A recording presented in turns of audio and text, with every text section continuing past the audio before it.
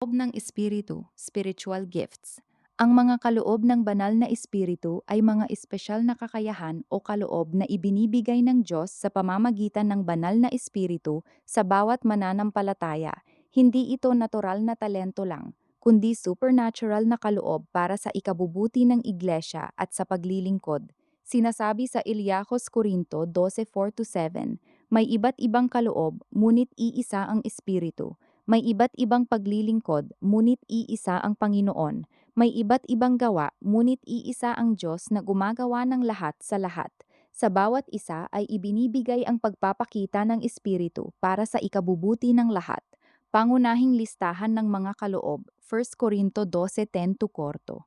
Narito ang siyam na kaloob na karaniwang tinutukoy bilang mga kaloob ng Espiritu.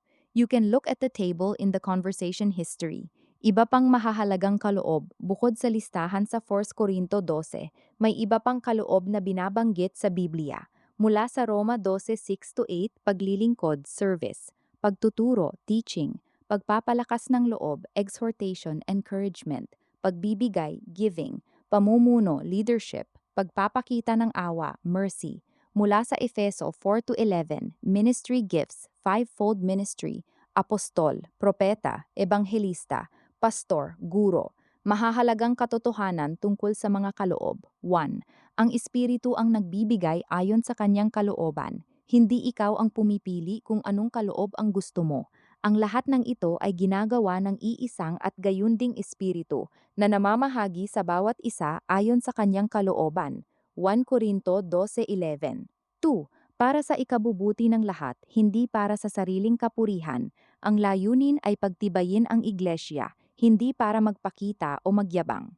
3. Hindi lahat ay may parehong kaloob. Iba-iba ang bahagi ng katawan ni Kristo. Kailangan ng lahat ng kaloob para maging kumpleto ang iglesia.